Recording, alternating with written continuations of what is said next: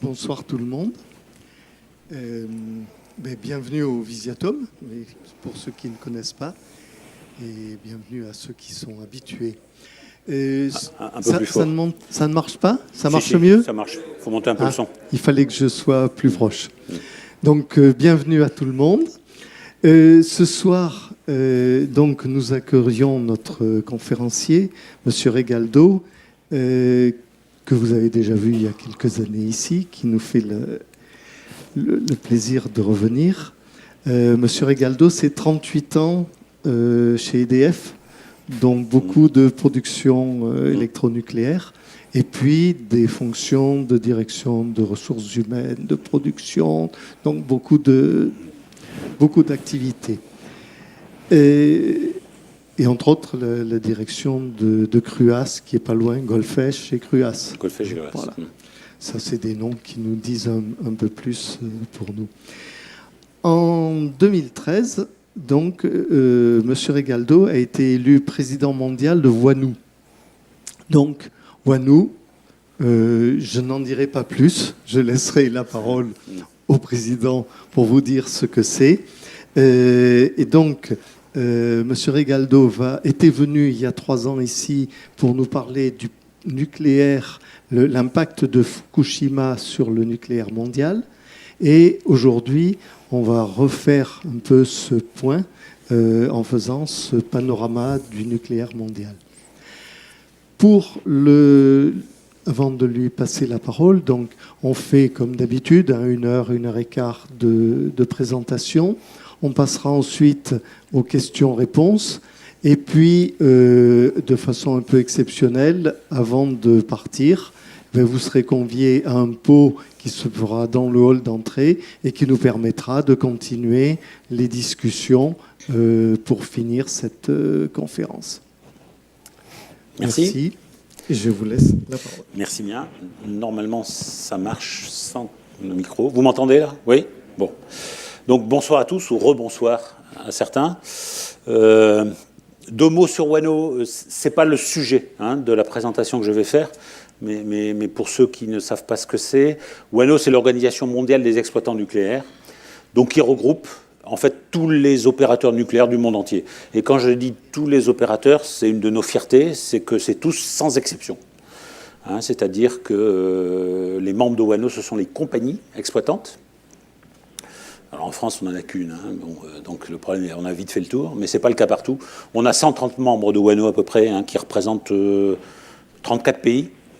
Ce sont tous les pays qui ont des centrales nucléaires aujourd'hui en exploitation, sans exception, et donc tout le monde y est, ce qui est une de nos fiertés d'ailleurs, parce qu'évidemment on est une association, donc il n'y a aucune obligation, mais tout le monde est venu dans Wano, dont l'objectif principal et même unique, c'est l'amélioration de la sûreté nucléaire en exploitation, par les échanges entre exploitants. Donc, j'y reviendrai un tout petit peu plus tard, mais c'est vrai que mon propos n'est pas centré sur les activités de Wano.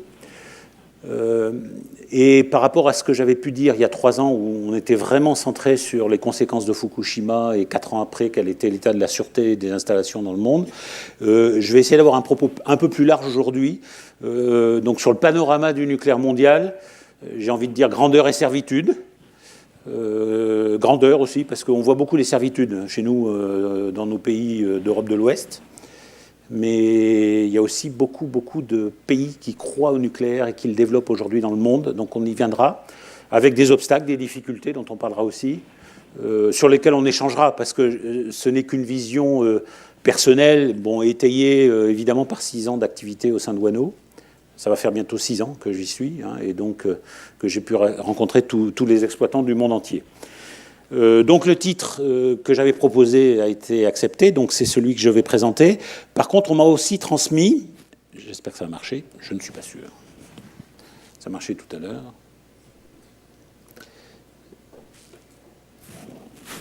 Mais ça ne marche plus. C'est pas grave. Je vais y aller comme ça. On m'a posé aussi un certain nombre de questions que l'on souhaitait que je traite. Et donc, c'est pour ça que j'ai fait un peu le sommaire suivant. Je vais faire quelques rappels historiques. Bon, je ne vais rien vous apprendre, très vraisemblablement. Néanmoins, ça permet de se rafraîchir un tout petit peu la mémoire. Je vais vous donner un peu une vision de la situation du nucléaire mondial et de son développement, alors notamment en Asie, mais pas qu'en Asie. Là aussi, on approfondira un peu le sujet. Je vous ferai part de ce que je vois, de ce que WANO constate en termes de contraintes de différentes natures qui peuvent peser sur l'industrie nucléaire aujourd'hui dans les différents pays. Alors la situation pouvait être très différenciée d'un continent à l'autre. On m'avait demandé de faire un petit aperçu sur les différences peut-être entre régulateurs d'un pays à l'autre, comment s'organiser le dialogue avec les autorités de sûreté. Et puis, à la fin, les deux derniers paragraphes, c'est un focus un peu plus classique, j'ai envie de dire, sur les enjeux de sûreté et le rôle que WANO a en matière de vigilance dans ce domaine. Alors, rappel historique. Bon, j'aurais pu faire une liste beaucoup plus longue, hein, évidemment. Et là encore, ce sont des choses, je ne pense, que vous n'apprendrez pas, mais qui permettent de se refixer les ordres de grandeur, les échéances. Il y a sûrement eu bien des accidents avant, celui de Chelyabinsk en 1957, mais c'est un de ceux qui est le plus marquant, incontestablement. C'est un site à la fois civil et militaire, sur lequel on n'a pas eu beaucoup d'informations, très honnêtement, sur ce qui s'est réellement passé. Mais on sait qu'il y a eu un accident sérieux en 1957, un incendie après une explosion, des rejets importants dans l'environnement et un nombre de décès et d'irradiés élevé, mais mal connu. Bon, 57, je ne vais pas vous faire un dessin, hein, on est encore dans des périodes d'Union soviétique où l'ouverture était assez fermée. Hein. L'échelle INES n'existait pas à cette époque. Hein. Bien entendu, on a après repositionné sur l'échelle INES ce qu'on pouvait estimer comme étant le niveau de cet accident, sachant quand même, encore une fois, qu'il y a beaucoup d'informations probablement qui ne sont pas encore bien connues aujourd'hui. La même année, et ça c'est beaucoup plus près de chez nous, à Windscale, ça je pense que vous le savez, au Royaume-Uni, depuis le site a changé de nom, il s'appelle Sellafield aujourd'hui, ça les gens ne le savent pas forcément, mais sur le site de Windscale, il y a eu aussi un incident assez notable avec fusion partielle du cœur, un incendie à nouveau et des rejets très significatifs dans l'environnement. Par contre, pas d'accident mortel, pas de conséquences et pas de victimes directes et un classement INES numéro 5. C'est intéressant de noter que c'est la même année. Hein. À l'époque, enfin, bon, j'étais quand même relativement petit hein, à l'époque, donc j'en ai pas un souvenir précis, mais c'est des événements qui étaient relativement peu médiatisés quand même, hein, et qui sont restés assez confidentiels. Ce qui a changé justement à partir de Three Mile Island, où là, clairement, on a un accident nucléaire qui est devenu beaucoup plus médiatique, avec fusion partielle du cœur et faible rejet dans l'environnement, et pas de victimes.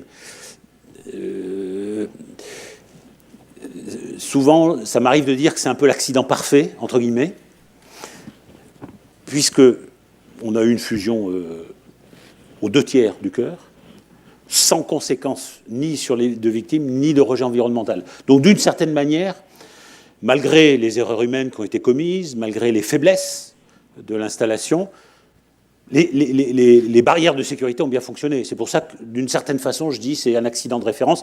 Et de fait, et vous le savez, en France, qui n'a que des réacteurs PWR, ça a été pour nous un accident sur lequel nous avons énormément appris après 1979.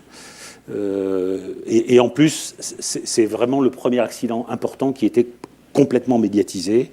Hein, c'était l'époque de la présidence Carter, où les médias étaient présents en direct sur le site, filmant la visite du président américain, etc.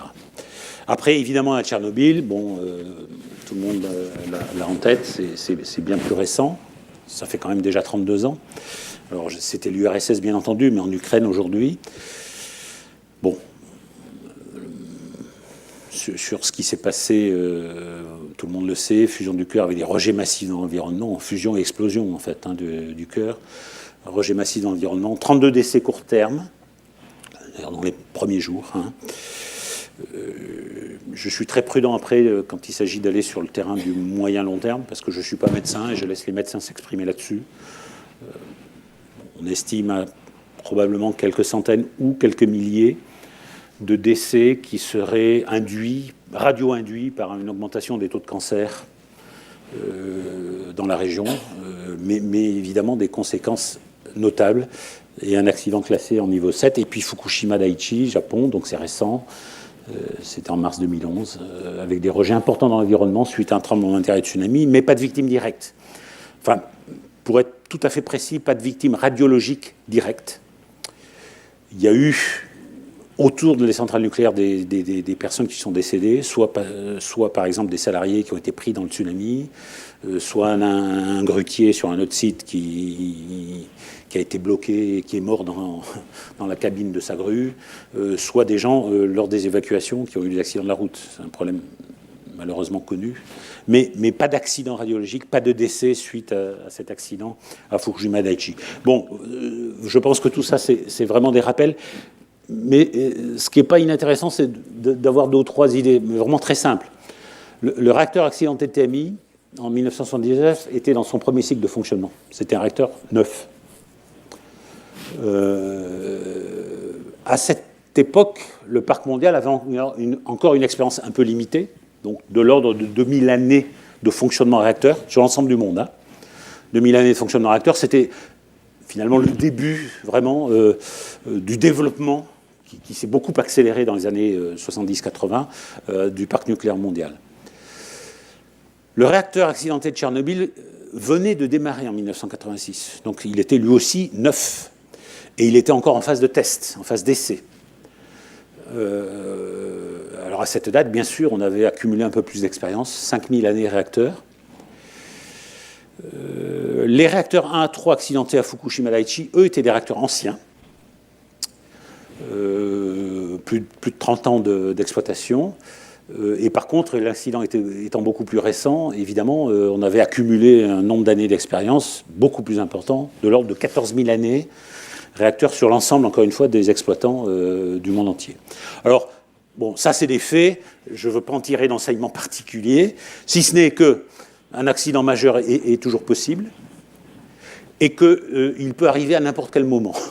Il peut arriver sur une centrale neuve, il peut arriver sur une centrale ancienne, il n'y a pas de corrélation entre les deux. J'entends parfois dire même une centrale plus ancienne est plus sûre qu'une centrale jeune parce qu'elle a appris du retour d'expérience. Ça se discute un peu. C'est vrai d'un certain côté, mais par ailleurs, on sait qu'il y a aussi de l'obsolescence quand même qui intervient dans les installations. Mais clairement, ne faisons pas de lien direct entre la probabilité d'occurrence et l'âge d'une centrale, par exemple. Oui. Alors ça dépend en quel moment on se situe. Aujourd'hui, il y en a à peu près 450. Ça change un peu tout le temps, mais c'est à 450, l'ordre de grandeur. Aujourd'hui, en 2018. 450 en fonctionnement. Alors, par contre, et ça c'est une conviction que je n'hésite pas à exprimer, même si on est toujours prudent quand on parle de sûreté, ce qui est incontestable, c'est qu'avec l'accumulation des années d'expérience, donc 14 000 années il y a 6 ans, il y a 7 ans, en 2011, la conception et la qualité d'exploitation n'a jamais cessé de s'améliorer. Donc parfois, souvent c'est des questions vraiment très basiques. Est-ce que les réacteurs sont plus sûrs aujourd'hui qu'hier? Là aussi, il faut répondre de façon extrêmement prudente.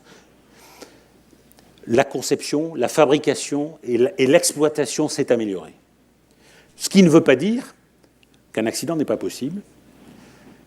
Et je pense que s'il y a vraiment quelque chose qui a changé entre Tchernobyl et Fukushima, c'est qu'après Tchernobyl, j'ai souvent entendu dire, et bon, je viens d'EDF, et je l'ai entendu dire par exemple à EDF, c'est pas possible chez nous, parce que les réacteurs sont pas les mêmes, parce qu'on a une enceinte de confinement, parce que c'est l'Union soviétique, parce que ceci, parce que cela.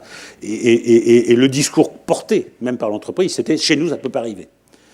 Ce qui a vraiment changé après Fukushima, c'est qu'on ne dit plus ça. Parce qu'on ne peut pas dire que les Japonais n'étaient pas un pays ouvert, démocratique, avancé technologiquement. Alors certes, c'était les conséquences d'un événement naturel extrême, mais l'accident est arrivé. Et donc je crois, de ce point de vue-là, je pense que c'est le début de la sagesse, je n'entends plus aujourd'hui un seul exploitant dans le monde qui dise « un accident n'est pas possible ». Ce qui n'empêche pas, de mon point de vue, que la sûreté a progressé, et heureusement, pour tenir compte de l'expérience. Alors, en parallèle avec tous ces événements que j'ai cités, et d'ailleurs, il y a des connexions très, très directes dans les dates, quand on regarde bien. Hein. En 1957 a été créée l'Agence internationale de l'énergie atomique, basée à Vienne, qui est une agence de l'ONU, hein, donc qui regroupe tous les États qui utilisent, alors pas que pour la production d'électricité, hein, mais l'énergie nucléaire. Hein. Donc vous savez que, notamment dans les hôpitaux, dans les laboratoires, il y a aussi l'énergie nucléaire qui est utilisée. La même année a été créée l'Agence de l'énergie nucléaire de l'OCDE, c'est moins connu, l'OCDE étant une organisation favorisant le développement économique, mais au sein de l'Agence de l'énergie nucléaire, ils ont aussi des programmes soutenus, par exemple, d'échange d'informations entre régulateurs ou d'amélioration de la sûreté via l'appui donné aux régulateurs des différents pays membres de l'agence. Juste après TMI, donc en 1979, on a la création de l'INPO, que beaucoup d'entre vous connaissent sûrement, au moins ils ont entendu ce que c'est. Donc l'INPO, moi, en français, je l'appelle Organisme de contrôle interne des exploitants américains. C'est-à-dire que c'est une organisation qui regroupe, un peu comme WANO, mais au niveau seulement américain, l'ensemble des exploitants américains. Et qui fait du contrôle interne, puisque donc c'est la communauté des exploitants, à la différence des autorités de sûreté, des régulateurs, sur la sûreté des exploitants. Donc l'INPO a été créé très très vite, mais c'était finalement un seul pays qui était engagé, c'était les États-Unis. WANO a été créé seulement en 1989, 3 ans après Tchernobyl. C'est une des conséquences directes de Tchernobyl. WANO a été créé du fait de l'accident de Tchernobyl, parce que tout d'un coup, on a appris quand même à être un peu plus humble.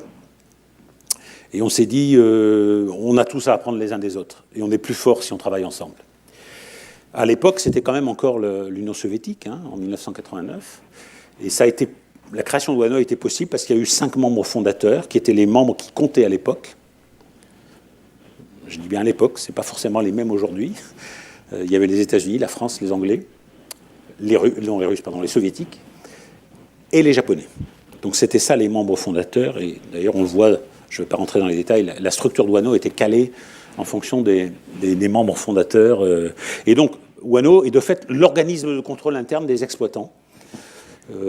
Alors, vous verrez un peu plus loin, je parle de Self-Regulatory Body en anglais, ou je parle de Conseil de l'ordre. Parce que Conseil de l'ordre, souvent, c'est quelque chose qui parle pour des Français. Hein, quand on leur dit Conseil de l'ordre, parce qu'ils ont l'habitude à ça, les pharmaciens, les médecins, Conseil de l'ordre, on est un peu le système de régulation interne. Hein. En 2011, après Fukushima, on a considérablement renforcé notre rôle, hein, c'est-à-dire qu'on a doublé nos ressources, nos cotisations, nos effectifs, et on a densifié nos évaluations de sûreté. On a mis en place des programmes, j'y reviendrai, de notation du niveau de sûreté de chaque centrale dans le monde. Hein, donc on a un système d'interclassement, si on veut, hein, avec des systèmes de notation de 1 à 5, en fonction du niveau de sûreté des centrales qu'on va inspecter. Donc on s'est vraiment transformé en un espèce de régulateur, de self-regulatory body, self-regulator. Ça a pris un peu plus de temps au Japon, mais 1 an après Fukushima, ils ont créé une entité qui s'appelle le JANSI, qui est un peu l'INPO japonais. Hein, parce qu'au Japon, il y a 10 exploitants. Hein, il y a 10 compagnies exploitantes. Et donc, ils ont créé un organisme commun, le JANSI, qui sert de contrôle, là aussi, au sein des opérateurs japonais. Et la Chine, c'est plus récent, puisque c'était l'an dernier, a décidé de transformer une organisation qui déjà existait, le CNEA, China Nuclear Energy Association, en créant au sein de cet organisme, là aussi un organisme de contrôle interne des exploitants chinois. Bon, les exploitants chinois, il y en a 2 qui sont connus parce que c'est les 2 plus grands, qui s'appellent CGN, CGNPC dans le temps, et SCNNC, mais il y en a 2 autres qui produisent des centrales neuves. Donc en fait, ils ont 4 exploitants aujourd'hui, et ils ont décidé là aussi de s'organiser entre eux pour mieux partager l'expérience et faire ces systèmes de contrôle interne entre exploitants et indépendamment des autorités de sûreté. Donc là, je vous explique un peu comment ont été créés différents organismes de contrôle, soit internes, soit externes, comme la IEA par exemple, qui là représente les États. Alors, quelques données aussi d'une autre nature. Hein. Bon, là, c'est toujours pareil, c'est peut-être des choses qu'on sait, ou qu'on croit savoir, mais c'est des données fraîches quand même, hein, puisque ça date de l'an dernier. Hein. hein, mais qui sont quand même toujours bonnes à avoir en tête. Hein. Le combustible fossile, c'est quand même 2/3 de l'électricité produite dans le monde. Hein. Bon, quand on parle, par exemple, hein, bien sûr, hein, de réchauffement climatique, de réduction des émissions de CO2, j'ai envie de dire, on voit bien où est la priorité. 66% de l'électricité est produite aujourd'hui dans le monde à partir de sources fossiles. Donc 39% de charbon, quand même. Hein, 23% de gaz, 4% de pétrole. L'hydraulique représente quand même une quantité non négligeable. C'est à peu près la proportion en France. Hein. Donc c'est 15% en France, bon, 16% dans le monde. Et le nucléaire ne représente que 11% en fait. Seulement 11%, puisque évidemment tous les pays n'en sont pas dotés. Les autres formes d'énergie renouvelable, autres que l'hydraulique, hein, donc c'est le solaire, c'est l'éolien, c'est la géothermie, tout ça, de l'ordre de 5%. Donc c'est quand même des ordres de grandeur qu'il est bon d'avoir en tête. L'AIEA, qui est un peu une agence de l'ONU et qui essaie de donner des orientations dans le domaine, par exemple, elle parle d'une progression du nucléaire jusqu'à 15%, ce qui est encore relativement faible, mais qui amènerait à une construction très significative du nombre de centrales dans des pays, en tout cas dans les pays en développement. Pourtant, évidemment, ces sources d'énergie présentent des caractéristiques très différentes et des performances en termes d'émissions de CO2 et de sécurité. Donc là, c'est les mêmes sources, c'est le World Nuclear Association, c'est les mêmes sources. Alors excusez-moi, parce que j'ai la chance pour une fois de pouvoir parler en français, mais j'ai quand même quelques transparents qui sont en anglais. Et que je n'ai pas traduit, mais je pense que ça ne devrait pas vous résister longtemps. Donc ici, vous avez les émissions de CO2 en tonnes par gigawattheure produit, et vous avez ici les modes de production. Alors évidemment, ce n'est pas vraiment une surprise, la lignite est champion hein, des émissions de CO2. On sait que nos voisins germaniques aiment bien la lignite. Hein. Ils ont même mis en service récemment encore de nouvelles centrales à la lignite, en arrêtant le nucléaire. On voit quelles sont parmi les conséquences que ça peut avoir. Après le charbon, le pétrole, le gaz, etc.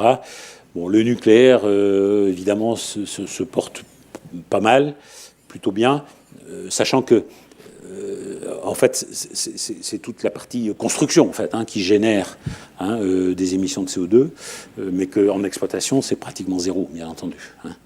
Donc, c'est quand même intéressant, là aussi, d'avoir ces ordres de grandeur et de les mettre en comparaison avec les 66% de production d'électricité d'origine fossile aujourd'hui sur la planète. Et puis alors, un autre petit rappel, c'est... alors j'ai essayé de ne pas être, entre guillemets, provocateur, parce qu'il y a encore des chiffres encore plus provocateurs que ça. Mais encore une fois, moi, mon métier, c'est la sûreté. C'est pas forcément de promouvoir l'énergie nucléaire. Hein, mais on m'avait demandé de donner un certain nombre d'éléments. Donc là, même source, vous avez en fait, par térawattheure produit, par an, le nombre d'accidents mortels. Bon, alors... le nucléaire est à zéro, c'est pas zéro, hein, puisqu'on a vu Tchernobyl notamment. Par contre, c'est rapporté par année et par térawattheure. Donc en fait, c'est très peu de choses, c'est un bruit de fond. Hein, comparé par exemple à l'hydraulique, hein, ou même par exemple l'éolien offshore, hein, ou a fortiori, bien entendu, le charbon. Le charbon, le pétrole, etc. C'est des ordres de grandeur qui ne sont pas inintéressants à connaître si on veut comparer les mérites respectifs des différentes sources d'énergie. C'est sur le cycle de vie. Non, c'est annuel. C'est en fonction, c'est rapporté au nombre de térawattheures produits par an. Par an. Sur une année. Voilà. Sur un an. Ouais. Oui, alors ce n'est pas que les centrales, c'est aussi le cycle des combustibles. Il est évident qu'il y a des accidents dans les centrales, mais il y a aussi beaucoup d'accidents, on le sait bien, hein, notamment dans les mines. Bien sûr, bien sûr, bien sûr. Alors, la situation du nucléaire mondial, là je viens vraiment un peu dans mon propos sur le panorama du nucléaire mondial. C'est la situation pas tout à fait actuelle, hein, les chiffres datent de 2014. Les USA restent en tête, bien sûr. Bien sûr, ils ont allez, en gros une centaine de réacteurs actuellement en fonctionnement.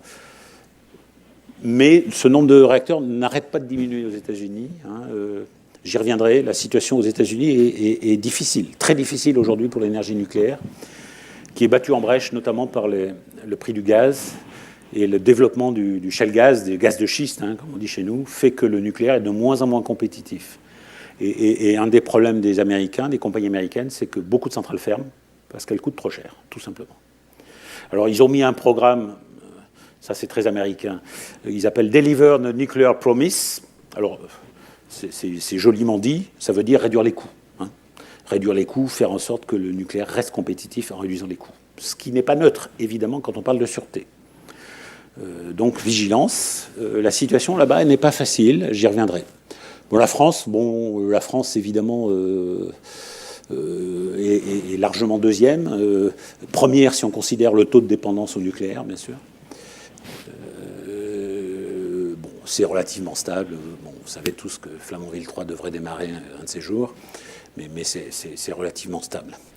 Et puis comme Fessenheim va probablement arrêter quand Flamanville 3, l'idée c'est de rester stable. Il n'y a qu'en France qu'on a une loi de ce type, entre parenthèses, mais bon, l'idée c'est on maintient à peu près à ce niveau-là. Bon, ça c'est de la production, donc c'est pas tout à fait la puissance installée, hein. C'est pas tout à fait la même chose. Bon, après on voit les pays qui comptent, hein, la Russie, la Corée du Sud, la Chine, qui évidemment est en train de croître significativement. Le Canada, hein, ça c'est moi, hein, qui a quand même un taux, une capacité de production quand même significative. L'Allemagne qui malheureusement décroît. L'Ukraine qui est aussi un acteur important. Donc voilà la situation qui a un peu évolué depuis 3 ans, mais qui est pas sensiblement différente aujourd'hui. L'Allemagne produit encore ? L'Allemagne produit encore, oui, absolument. Oui, oui. Alors, ils ont, dans les 5 ans, par contre, ils ont un programme de mise à l'arrêt de pratiquement tous leurs réacteurs, hein, dans les 5 ans. Mais ils produisent encore, oui. Alors, cela dit, c'était 2014. Hein, c'est pour ça que je dis que c'est des chiffres qui sont un tout petit peu plus anciens. Ça a baissé forcément en Allemagne. Bon, là aussi, bon, il ne faut pas lui faire dire plus que ça ne dit. C'était les nombres de réacteurs mis en service ou en construction au fil des ans. Alors, évidemment, ce qui est intéressant, c'est de se repérer par rapport aux dates clés. Ça, c'est Tchernobyl, 1986. Donc, on voit, il y a eu une relative réduction, enfin, une réduction très nette de la mise en construction de nouvelles centrales et une relative réduction des centrales qui étaient déjà en construction avant et qui se mettaient progressivement en service. Hein. On voit aussi que, quand même, Fukushima, bien sûr, Fukushima, c'est ici, 2011, hein. On voit les effets de Fukushima, et j'ai envie de dire, on les voit encore aujourd'hui. Hein. On les voit encore aujourd'hui. Bon, décision allemande, on vient de l'évoquer, hein, de fermer tous ces réacteurs. Beaucoup de difficultés générées dans beaucoup de pays d'Europe et d'Amérique du Nord pour les projets neufs. Hein. Même la Chine a différé de 1 à 2 ans tous ces projets neufs suite à Fukushima. Donc on voit l'effet Fukushima en 2011. Alors, je l'aime bien ce transparent, vous ne regardez pas les chiffres. Les chiffres ne sont pas importants. Hein, ce qui est important, c'est de voir les tendances. Et donc, on a en gros par continent, en bleu, j'ai envie de dire le scénario pessimiste pour ce qui concerne l'avenir de l'énergie nucléaire. En rouge, le scénario optimiste. D'accord ? Bon. J'ai envie de dire la probabilité, c'est qu'on soit entre les deux. Et ça correspond assez bien aux réalités qu'on observe, c'est-à-dire qu'en Amérique du Nord, on est plutôt, même si on fait la moyenne, dans une phase de décroissance. En tout cas, elle est marquée aux États-Unis. Elle n'est pas encore réelle au Canada ou au Mexique, par exemple. Ça fait partie de l'Amérique du Nord. Mais on a une situation, entre guillemets, morose sur le nucléaire et plutôt une contraction. On a seulement 2 tranches en construction actuellement en Amérique du Nord, dont on ne sait même pas si elles vont aller au bout. L'Europe de l'Ouest, c'est pas forcément très différent, en fait. Donc là aussi, on est plutôt dans le nucléaire morose. Et même si on fait la moyenne entre scénario optimiste et pessimiste, c'est plutôt une décroissance. Alors, c'est l'Europe de l'Ouest, parce que l'Europe de l'Est, alors je devrais le préciser, dans lequel il y a aussi la Russie, a une dynamique tout autre. Et même dans un scénario, entre guillemets, plus pessimiste, mais a fortiori dans un scénario optimiste, c'est une croissance qu'on observe. Et aujourd'hui, la plupart des petits pays, entre guillemets, d'Europe de l'Est ont des projets en construction. Et la Russie est aujourd'hui l'acteur le plus dynamique en ce qui concerne évidemment les constructions chez elle, mais aussi les constructions à l'export. Donc l'Europe de l'Est, elle, est en croissance. Le seul chiffre à la limite qu'il faut retenir, c'est que ça va jusqu'en 2050. C'est des scénarios jusqu'en 2050. Donc c'est des tendances quand même a priori de long terme. Bon, là on voit des émergents, bien sûr. C'est Moyen-Orient, ce qui s'appelle l'Asie du Sud. Aujourd'hui, c'est les Émirats arabes unis, c'est la Turquie, c'est peut-être à très court terme, vraisemblablement, l'Arabie saoudite. C'est le Bangladesh, ils font partie des pays nouveaux entrants, j'y reviendrai. C'est des pays comme ça. Et puis alors le Far East, alors là, bien sûr, et là, ça peut valoir la peine aussi de regarder le chiffre qui est ici, 200. 200, c'est le nombre de gigawatts installés. Il y a la Chine, là. Mais il n'y a pas que la Chine.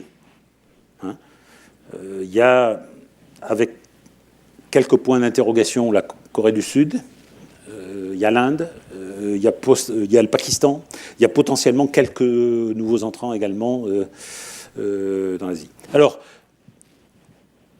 moi, ce que j'ai l'habitude de dire dans ces cas-là, c'est pour ceux qui pensent en tout cas que l'énergie nucléaire fait partie de la solution du mix énergétique, à l'ouest, on a le nucléaire morose. On a l'impression qu'on n'y croit plus. Mais ce n'est pas le cas dans le reste du monde.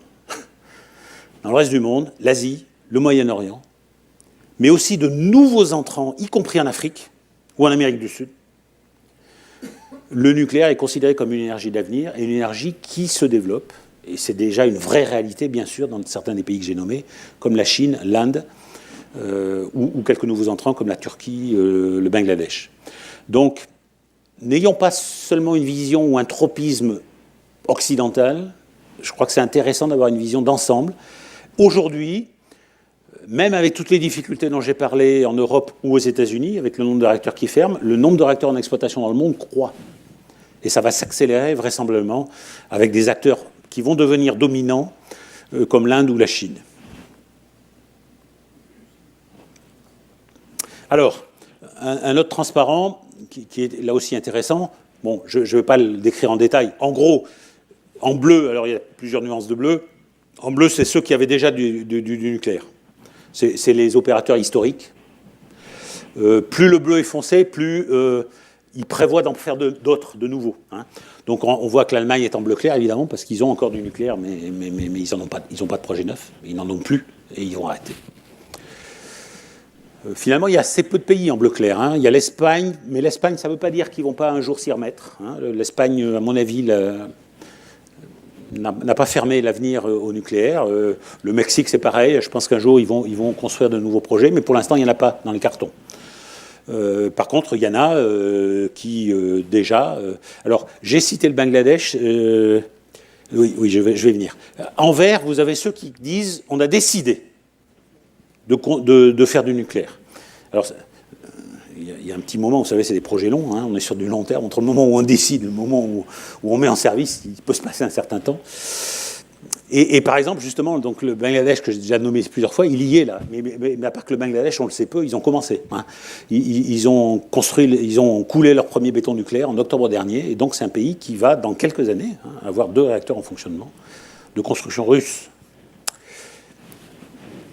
Là, par contre, je devrais changer la couleur parce que le Vietnam, pour l'instant, a différé, très clairement, considérant que le nucléaire, pour eux, n'était pas une priorité. Hein, et donc, ils ne prévoient pas, à relativement court terme, d'introduire d'énergie nucléaire chez eux. Par contre, on a des pays ici, hein, alors certains sont connus, comme l'Arabie Saoudite, d'autres un peu moins, hein, comme la Jordanie, l'Égypte, le Nigeria ou la Pologne.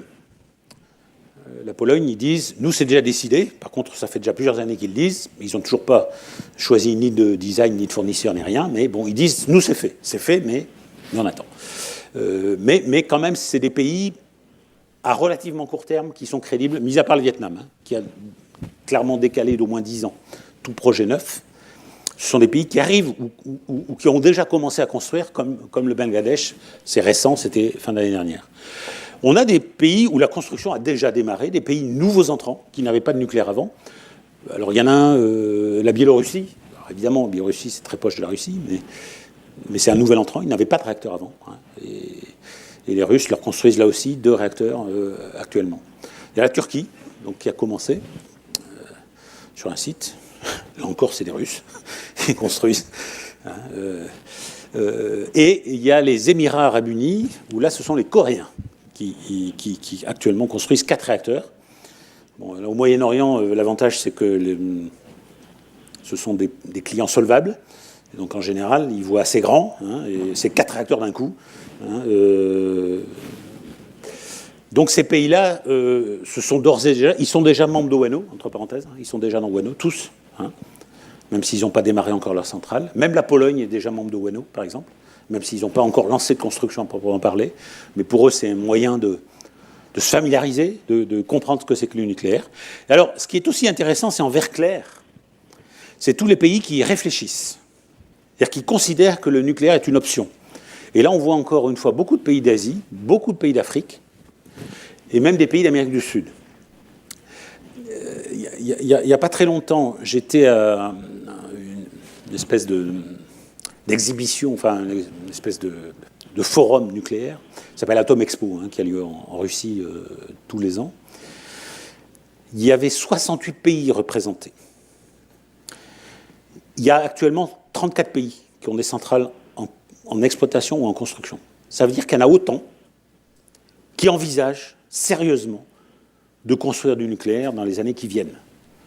Il y a même des pays dont moi, je n'avais jamais entendu parler, comme la Colombie, par exemple, qui dit « Nous, ça y est, on va démarrer, on va construire des petits réacteurs de recherche nucléaire. » Et on considère que c'est un secteur d'avenir pour nous.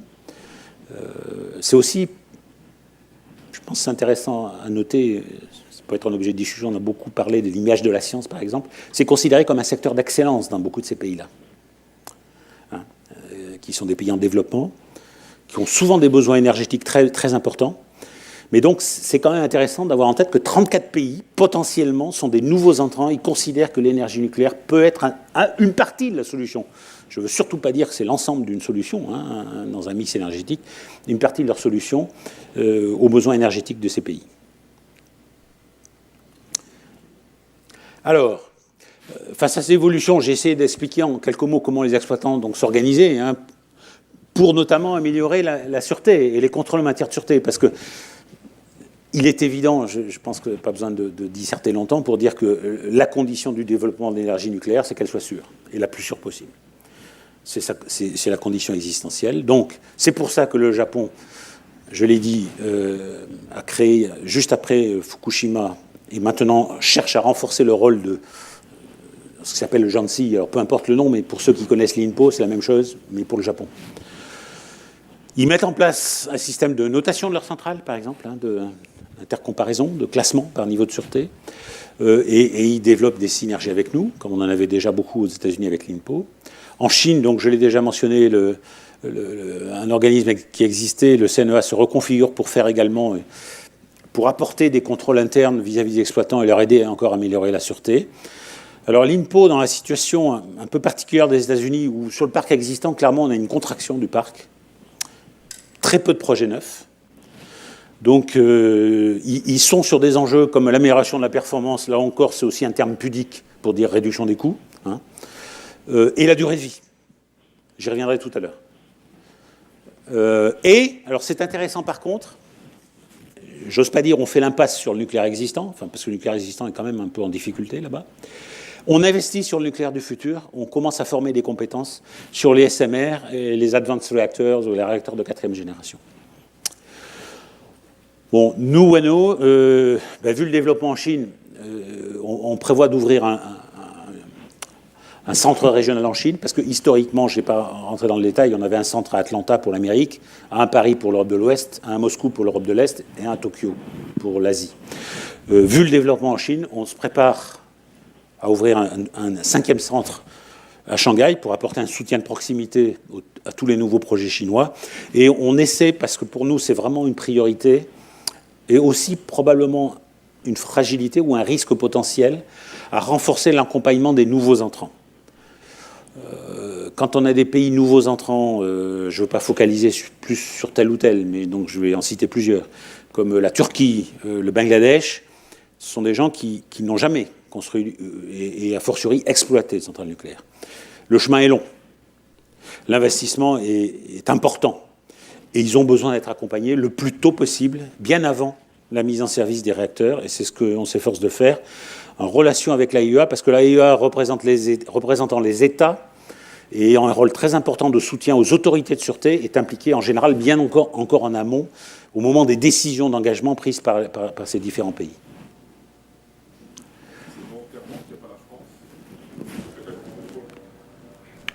Oui, mais alors la France... Pourquoi je parle du Japon, des Américains et des Chinois? Parce qu'ils ont plusieurs compagnies. La France, il n'y a qu'un exploitant, c'est EDF.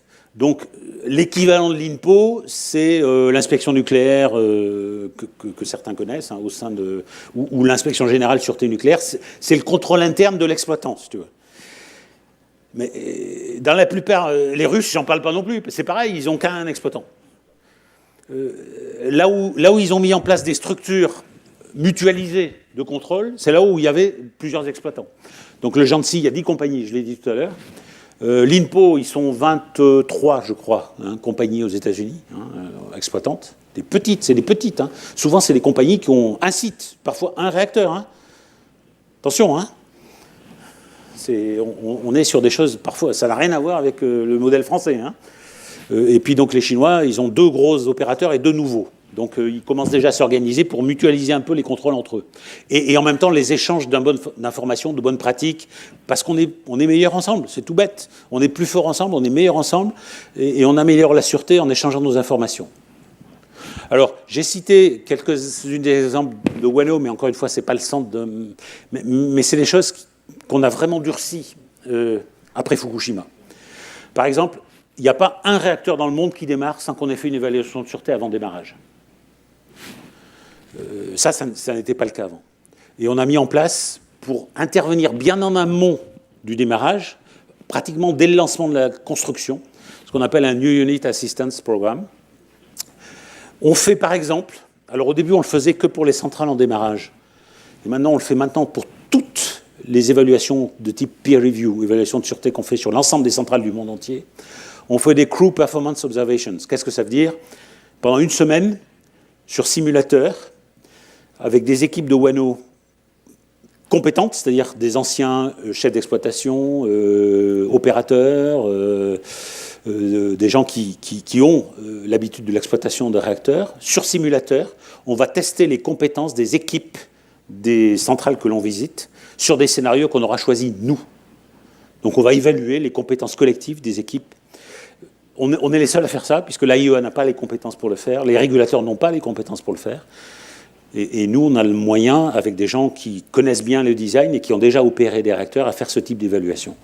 Ça, c'est quelque chose qu'on a commencé à généraliser maintenant sur toutes les peer reviews, et qui est en général très apprécié des patrons de sites, même. Des fois, ça les gratouille un peu, parce que on va leur expliquer que leurs équipes ne sont pas tout à fait au niveau. Mais, alors, évidemment, encore mieux apprécié en général les CEO, des directeurs des compagnies, parce qu'eux, ils voient l'intérêt, évidemment, qu'on les challenge sur leur point de faiblesse. Et puis alors, c'est en cours de généralisation. On a dû évaluer déjà aujourd'hui 80 ou 90% des réacteurs. On a mis en place un système de classement de niveau de sûreté par centrale. De niveau 1 à 5, pour ceux, encore une fois, qui connaissent l'INPO, ça existait à l'INPO déjà depuis pas mal d'années, mais uniquement pour les centrales américaines. Nous, on fait ça sur les centrales du monde entier. Ce qui est quand même extrêmement délicat, parce qu'on compare la centrale en Iran avec l'Arménie, avec la Chine, les États-Unis, la France, et toutes les centrales. C'est par centrale, c'est pas par réacteur, c'est par site. On les classe de 1 à 5. 1 étant le niveau... je déteste le mot excellence, parce que pour moi, l'excellence, ça ne veut pas dire grand-chose, mais un niveau, disons, satisfaisant de sûreté en exploitation. 5... Normalement, on ne devrait pas trouver de niveau 5 parce qu'il n'y a pas de raison qu'il tourne. Il ne devrait pas tourner. Aujourd'hui, on n'en a pas d'ailleurs. On a des niveaux 4. Alors, c'est pas évident. On a mis ça en place il y a 3 ou 4 ans. Ça intéresse énormément les autorités de sûreté parce qu'ils savent. La SN en France, ils essayent de temps en temps de me faire parler. Mais évidemment, on refuse de donner le classement de nos centrales. Et évidemment, on refuse de communiquer à l'extérieur. Le résultat de nos évaluations et le résultat de ce classement est strictement confidentiel. Et reste au sein de WANO et propriété de l'exploitant qu'on est allé évaluer. Le but, c'est pas de donner une note, parce que ça, on s'en fiche. Le but, c'est d'identifier et d'objectiver les centrales qui méritent une vigilance et un soutien particulier de la collectivité. Encore une fois, on est plus fort ensemble et, la formule bien connue, un événement ou un accident quelque part est un accident qui concerne tout le monde. Donc on a une responsabilité collective. Et donc si on identifie des points faibles, des points de vigilance, on organise de façon élargie un soutien à ces centrales et un suivi particulier. Alors, il y en a un sûrement qui est pratiquement connu de tout le monde, qui s'appelle André-Claude Lacoste, qui de temps en temps nous fait le plaisir en disant... en tout cas, moi, ça me fait plaisir. Il dit la meilleure chose qui est arrivée depuis Fukushima, c'est le renforcement de WANO. C'est le rôle de conseil de l'ordre que WANO a essayé de prendre, ce qui n'empêche pas qu'on soit en soutien, puisque le but, c'est vraiment d'aider les gens et pas forcément uniquement de les surveiller et de les contrôler. Alors, je change un peu de registre là. Les contraintes pesant sur l'industrie nucléaire. Alors, il est clair que l'accident de Fukushima, beaucoup plus encore que l'accident de Tchernobyl, a eu de lourdes conséquences sur l'industrie nucléaire mondiale. Alors, tout ça, vous le savez. Retard ou abandon de certains projets. J'ai dit même en Chine, les projets ont été retardés d'1 à 2 ans. Fermeture anticipée de réacteurs. Alors, c'est surtout vrai en Europe de l'Ouest. L'Allemagne, bien sûr, est le plus connue, mais vous avez en tête que la Belgique et la Suisse sont dans une situation pas très différente. Je pense qu'en Belgique, c'est réversible. Parce que l'esprit belge me fait penser qu'un jour ou l'autre, ils pourraient bien re-questionner la chose, et puis surtout, ils auront beaucoup de mal à s'en passer. Donc, à un moment donné, le pragmatisme va peut-être peser. Les Suisses, c'est plus compliqué. Les Suisses, ça ne les gêne pas d'acheter de l'électricité nucléaire chez leurs voisins, mais ils n'en veulent pas chez eux. Et surtout, bien sûr, encore une fois, surtout dans les pays européens et beaucoup Europe de l'Ouest, une fragilisation de l'acceptation du public. Alors, par ailleurs, partout des révélations de sûreté ont été conduites. Je ne connais aucun pays, aucun exploitant qui n'a pas fait de révélation de sûreté. Soit sous le contrôle de l'autorité de sûreté, soit par eux-mêmes. Alors en France, on a beaucoup parlé des stress tests, bien sûr, qui étaient imposés par l'Union européenne, qui a souvent été copié par des pays qui n'étaient pas de l'Union européenne. Par exemple, l'Ukraine, la Biélorussie ont conduit des stress tests, calqués sur ce qui avait été fait dans l'Union européenne, et en utilisant d'ailleurs des compétences de l'Union européenne pour venir faire ces tests chez eux. Alors, par contre, la réponse a été très différenciée d'un pays à l'autre. Bon, aux États-Unis, j'allais dire pression économique étant ce qu'elle est, souvent c'est une simple démarche dite flex, c'est-à-dire des moyens mobiles supplémentaires. Des petits diesels, des pompes, des machins mobiles. Mais pas de remise en question fondamentale du design. Ça vaut ce que ça vaut. Allez, quelques millions, quelques dizaines de millions d'euros d'investissement par tranche. Pas plus. Des améliorations significatives, mais coûteuses du design en France, par exemple, mais aussi dans de nombreux pays européens ou en Russie. En France, l'ordre de grandeur, 200 millions par tranche d'euros. Vous avez peut-être entendu parler, il y a quelques années, c'était vraiment dans les médias, on disait 10 milliards sur le parc, il y a 58 tranches, allez, c'est à peu près 200 millions par tranche. les mesures post-Fukushima. Donc quelques millions ou dizaines de millions aux États-Unis, 200 millions d'euros par tranche chez nous, et des investissements très lourds et aux résultats incertains au Japon. Actuellement, le Japon, qui essaie de redémarrer très progressivement ses réacteurs, investit en moyenne 1 milliard d'euros par tranche. Quand je dis aux résultats incertains, c'est qu'ils ne sont même pas sûrs de pouvoir redémarrer. Mais ils font des investissements très lourds. Donc, et ça, c'est une des conséquences évidemment directes de Fukushima, surtout pour eux qui sont au Japon. Et encore une fois, parce que ça, c'est un message auquel je crois beaucoup, malgré cela, en apprenant de nos erreurs, je pense qu'on peut, sans forcément pouvoir l'objectiver, considérer qu'on a encore amélioré le niveau global de sûreté, ne serait-ce que par ces réévaluations de sûreté qui ont été conduites, ou par l'amélioration des contrôles qui ont été apportés sur ces centrales. Personnellement, la contrainte que je pense la plus pesante aujourd'hui sur l'industrie nucléaire, c'est la contrainte économique sur la réduction des coûts. Donc il n'y a pas un seul pays au monde qui ne voit pas s'accroître cette pression économique sur les coûts de production. Donc c'est à la fois les coûts d'investissement des nouveaux réacteurs, qui, on le sait, sont très élevés, qu'on a du mal à maîtriser. On a du mal à faire des parcs standardisés aujourd'hui qui permettent de décroître les prix unitaires. On fait souvent des modèles isolés, donc qui coûtent cher. Et donc, comme en plus on a amélioré évidemment les critères de conception, le coût n'a fait qu'augmenter, mais également la pression sur les marchés, la pression exercée par les marchés est très importante. Y compris, on ne le sait pas forcément, que, par exemple, dans un certain nombre de régions de Chine, la majorité d'entre elles, le marché est ouvert. C'est-à-dire qu'il y a une concurrence sur les prix de production dans les régions chinoises. Ce qui fait que, même en Chine, évidemment, si vous construisez un réacteur nouveau, ce qui est le cas, ils en construisent de nombreux, mais au moment où il va commencer à produire, il sera plus cher que la centrale à charbon voisine, qui, elle, a été déjà rentabilisée depuis 25 ans, et avec un charbon qui est produit localement et qui ne leur coûte pas forcément très très cher. Donc cette pression sur les coûts, elle existe partout.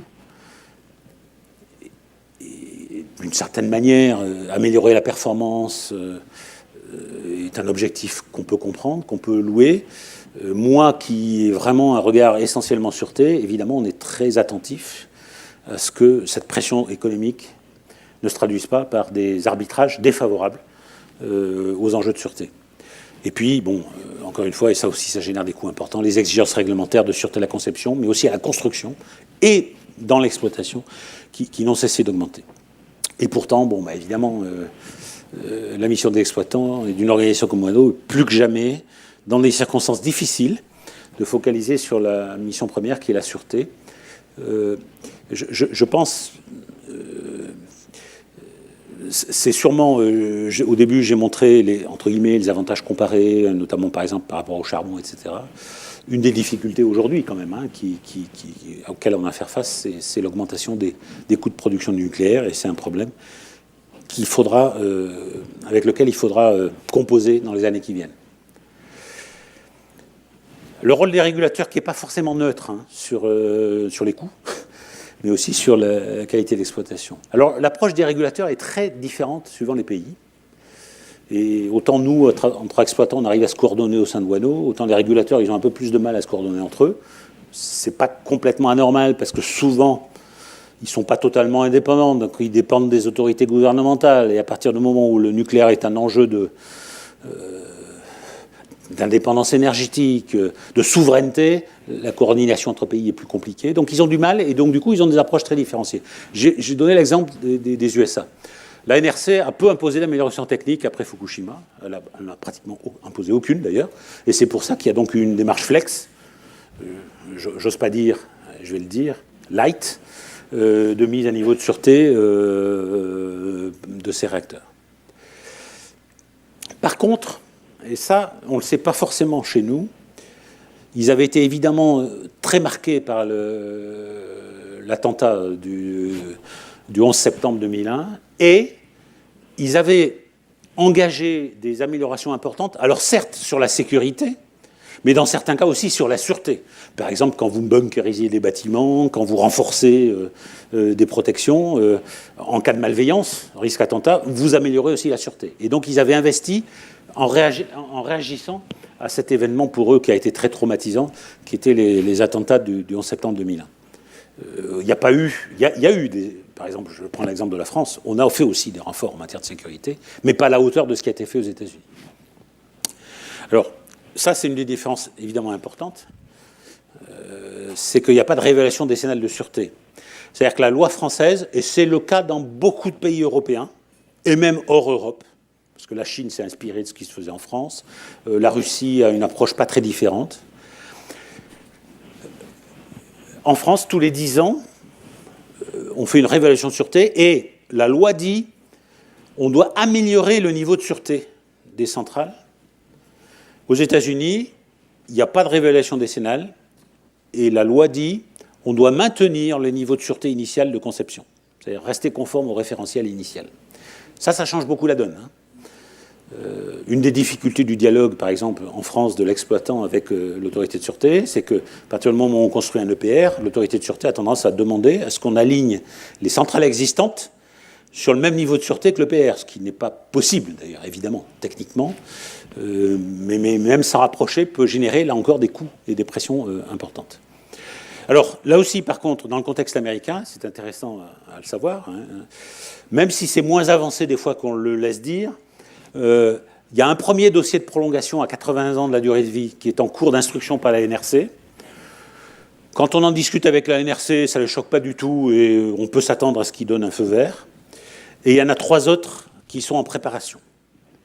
Mais il n'y en a encore aucun aujourd'hui qui était formellement accepté. Mais ça ne saurait tarder. Alors je l'ai dit, bon là je donne un peu l'exemple américain, les coopérations internationales entre régulateurs sont difficiles. Encore une fois parce que les États sont quand même très influents, et souvent autorité sur les régulateurs. Pas toujours, parce que certains sont évidemment indépendants, c'est à peu près le cas en France, mais ce n'est pas le cas partout, loin de là. Donc ils essayent de se coordonner entre eux pour avoir des approches un peu plus cohérentes. Il y a WENRA, vous avez entendu parler, c'est Western Europe Nuclear Regulatory Association. C'est le club, je dis bien le club, parce qu'ils n'ont jamais réussi à se mettre d'accord sur des statuts. Là on voit bien encore les difficultés à se coordonner entre pays. C'est le club des régulateurs d'Europe de l'Ouest qui se rencontrent de façon informelle et qui échangent leurs informations. Ils avaient notamment quand même eu un rôle utile pour, par exemple, se coordonner pour définir les stress tests dont on parlait tout à l'heure après Fukushima. Et puis il y a INRA, qui est International Nuclear Regulatory Association, qui est là aussi un club informel d'une dizaine de régulateurs mondiaux qui essaient de se parler entre eux. Avec là encore des limites, parce que ça a été initié historiquement par les Américains. Et par exemple, dans INRA, aujourd'hui, il n'y a pas les Chinois, il n'y a pas les Russes.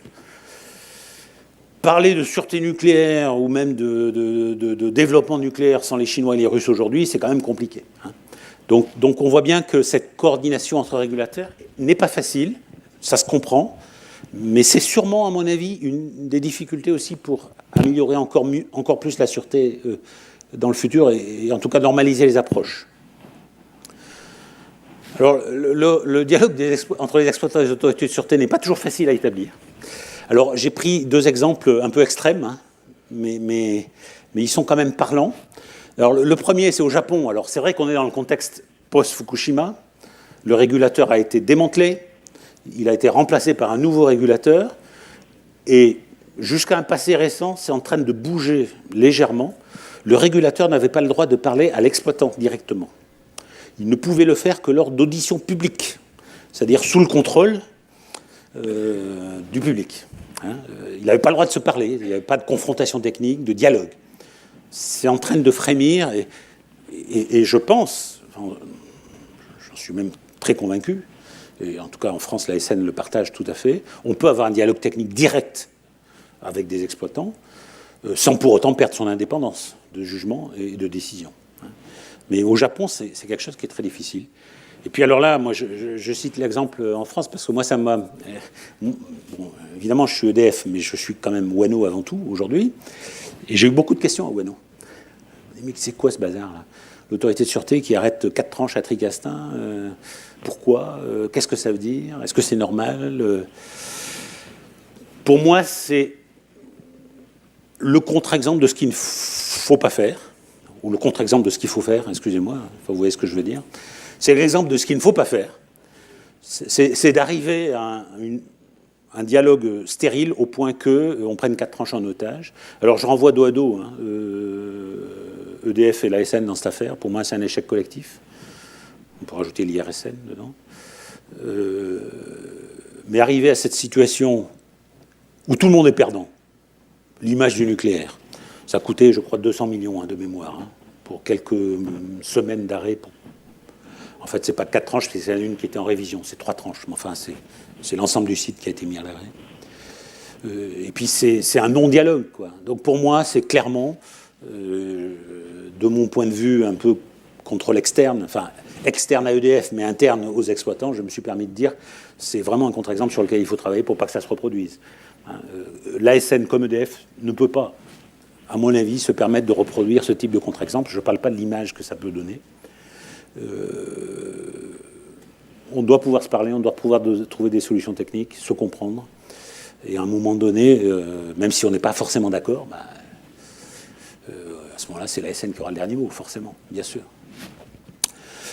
Au niveau mondial, moi, ce que j'aimerais, j'essaie de militer dans ce sens, mais c'est compliqué, parce que l'AIEA, c'est une agence de l'ONU. Souvent, je dis, WANO, il y a 34 pays, c'est déjà pas simple avec 34 pays. L'ONU, il y en a 193, donc c'est beaucoup plus compliqué. Mais l'AIEA devrait, à mon sens, avoir un rôle plus efficace, un peu de gendarme. Alors, sur les États, puisque là, il ne s'agit pas de... L'AIEA, c'est l'agence qui représente les États. Sur des pays qui sont insuffisamment transparents, par exemple, on ne sait pas ce qui se passe chez eux, ou dont l'autorité de sûreté n'est pas assez indépendante, c'est-à-dire indépendante d'un ministre, d'un gouvernement, indépendante dans ses jugements et dans ses décisions. Je pense que l'AIEA devrait avoir un rôle de gendarme plus affirmé, ou, et pour moi, encore une fois, c'est vraiment une priorité, par exemple, pour mettre en garde un pays nouveau entrant qu'il n'estime pas suffisamment prêt. J'ai cité pas mal de pays tout à l'heure. Encore une fois, je ne veux pas en citer parce que je ne veux pas focaliser sur tel ou tel, mais le chemin est long quand on se lance dans un programme nucléaire. La France l'a fait après la Deuxième Guerre mondiale. C'est une vieille histoire. Le chemin est long. Et il y a des pays qui veulent aller très vite. Nous, bien entendu, on fera des recommandations à l'exploitant en disant vous n'êtes pas prêts, etc. Mais on n'a pas les pouvoirs sur les États. Et je pense que l'AIEA devrait, dans ces cas-là, avoir un pouvoir un peu j'allais presque dire de police, qu'elle a parfois un peu de mal à jouer pour des raisons diplomatiques ou politiques. Bon, et puis là, je vais bientôt avoir fini. Ça va, je suis presque dans les temps. Ça va, quelques rappels. Alors, c'est des fondamentaux. Encore une fois, ça va vous paraître évident, mais c'est pas évident du tout.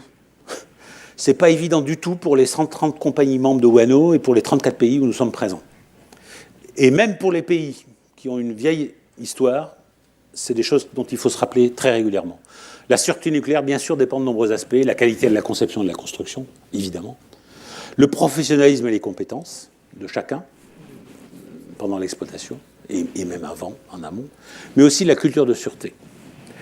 Alors, culture de sûreté, encore une fois, 34 pays, des cultures, des histoires extrêmement différentes. Alors, encore une fois, on a l'Iran, on a le Pakistan, on a le Japon, on a les Russes, on a les Européens, certes, ça, on se comprend à peu près, mais les Américains, tous ces gens-là, quand on leur parle de culture de sûreté, qu'est-ce que ça veut dire ? Ce que ça veut dire, de façon très simple, c'est l'ouverture d'esprit et le questionnement. Encore une fois, c'est vraiment des fondamentaux, mais qui restent vrais aujourd'hui et qu'il faut plus que jamais, à mon avis, rappeler dans une période où la pression sur la réduction des coûts est très forte. La rigueur et les pratiques d'autocontrôle et de contrôle, bien sûr. La capacité à reconnaître, à prendre des erreurs. Tout ça, c'est des choses qu'on sait, j'ai envie de dire, depuis toujours, mais qu'on oublie souvent. Qu'on oublie souvent ou dont on pense que c'est simplement au niveau des équipes d'intervention que c'est valable. Mais c'est valable à tous les niveaux. C'est valable à tous les niveaux de démontrer ce type de comportement, donc des comportements positifs, mais qui nécessitent une mise à niveau, une formation permanente. On oublie facilement les fondamentaux, surtout quand on a un environnement qui est plus ou moins hostile. On peut les gommer, on peut les perdre de vue. Ça s'exerce parfois dans des conditions, des contextes difficiles, qui dépendent énormément de culture ou de passé local. Vous avez des approches philosophiques, culturelles qui peuvent être extrêmement différentes d'un pays à l'autre et d'une compagnie à l'autre. Donc ça dépend bien sûr du contexte politique et social, de l'environnement économique plus ou moins contraignant, mais en fait qui est contraignant partout aujourd'hui. Et ça doit s'appuyer sur des valeurs fortes. L'humilité. Encore une fois, je le disais tout à l'heure, mais après Tchernobyl, on a beaucoup entendu dire, chez nous ça ne peut pas arriver. Je ne l'entends plus dire ce genre de choses, heureusement, après Fukushima. J'entends encore dire, alors, dans la maison que je connais la mieux, qui s'appelle EDF, j'entends encore dire, oui, mais nous, on est le plus gros opérateur mondial et on n'a jamais eu d'accident grave. Quand j'entends dire ça, ça m'inquiète profondément, quand j'entends dire ça. Mais je l'entends dire. Hein. Et de gens, je ne vais évidemment pas nommer, mais qu'on ait position en revue dans la maison. Je pense qu'il faut être extrêmement prudent et humble là-dessus. Encore une fois. Humble. Un accident peut se produire. En France. On peut apprendre de tous, y compris d'un nouveau entrant. On apprend les uns des autres. Il faut démontrer l'engagement premier et permanent pour la sûreté, et ça commence au plus haut niveau. C'est pour ça que, par exemple, Wano fait aussi des corporate peer reviews, c'est-à-dire qu'on évalue les compagnies elles-mêmes. Et on va interviewer y compris les dirigeants, les fonctions support, pour voir quelle est leur posture vis-à-vis de la sûreté. L'ouverture et la solidarité. C'est pas chacun pour soi, mais encore une fois, on est plus fort ensemble. Excusez-moi de toutes ces banalités. Le seul problème, c'est que ce sont des banalités qu'au quotidien, souvent, on oublie. Ou dont on estime que c'est l'affaire du voisin, mais ce n'est pas forcément nous qui sommes les premiers concernés.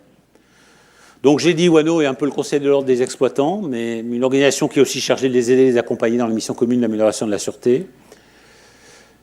Mon objectif, c'est que chaque compagnie exploitante dans chaque pays se sente à l'aise dans la maison commune. Alors notamment pour les pays plus isolés. Tout à l'heure, j'avais une question sur l'Arménie, avant de commencer. C'en est un, par exemple.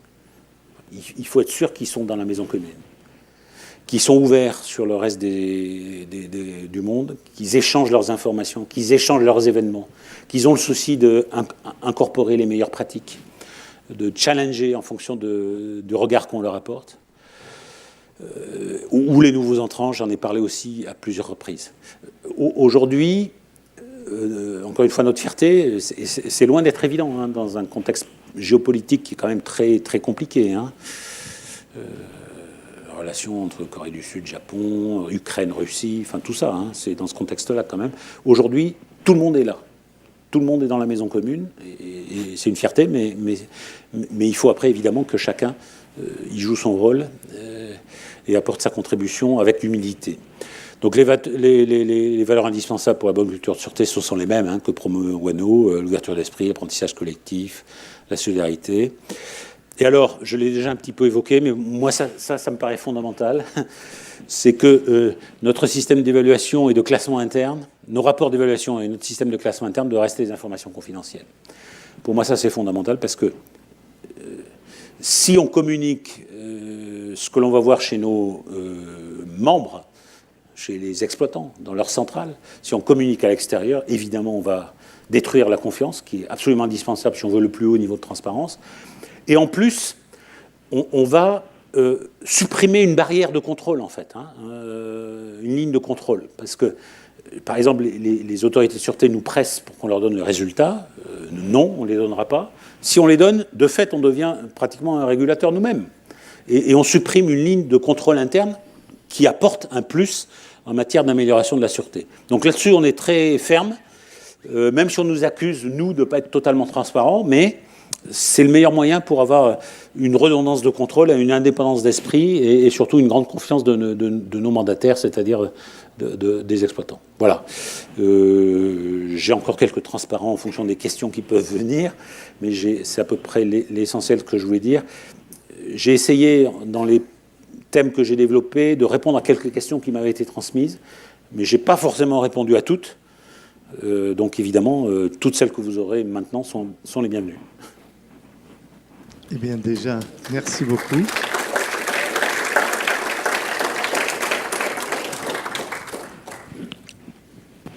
Et effectivement, on va passer à cette phase de questions-réponses. Je prends les questions au fur et à mesure. Oui, bonjour. Il y a quelque chose qui m'a choqué dans le fait de garder des informations confidentielles. Ouais. Je comprends très bien votre position, c'est-à-dire que si vous les mettez publiques, les gens ne vous feront plus confiance. Mais vous avez dit de notre côté qu'il y a des évaluations que vous seul étiez capable de faire. Oui. Et ne les garder confidentielles, je trouve ça très gênant. Quitte à ne pas donner de notes, des évaluations seraient quand même bonnes. Surtout que vous seul pouvez les faire, et les communiquer aux gens qui en ont besoin et ne sont pas capables de les faire faire. Alors, on les communique bien entendu au central qu'on va évaluer. Ça va de soi. C'est quand même le premier concerné.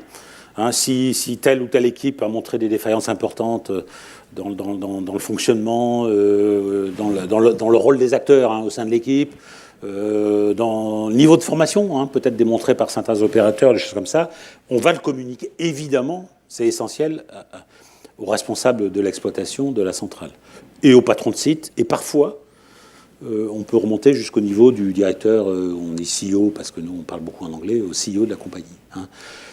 Mais on ne va pas le communiquer, c'est vrai, à l'autorité de sûreté. Et pourquoi ? Mais je m'explique. Moi, j'ai l'habitude souvent de présenter les lignes de défense en matière de contrôle ou de surveillance. Dans le temps, on disait surveillance, parce que c'était la réalité qualité, on disait surveillance. Il y a une première surveillance interne, un contrôle interne fait par les exploitants eux-mêmes. Ils ont, par exemple, des entités d'inspection. Ils ont, par exemple, ça commence au plus bas niveau, les ingénieurs de sûreté, dans les équipes de conduite, les missions sûreté qui existent après au niveau des sites, les inspections. Alors, je parle pour EDF, si ce n'est pas clair pour vous, interpellez-moi. Il y a une inspection nucléaire au niveau de l'ensemble du parc, et après une inspection générale au niveau d'EDF. Ça, c'est une première ligne de défense, c'est le contrôle interne de l'entreprise, de la compagnie. Il y a une deuxième ligne de défense, c'est le contrôle interne. Je l'appelle interne parce que c'est fait par des exploitants, au service des exploitants, qui est fait par un organisme extérieur qui est Wano. Et très clairement, EDF, aujourd'hui, a fait le choix d'investir sur Wano, est très engagé. On a beaucoup de gens détachés d'EDF dans Wano et qui nous aident beaucoup.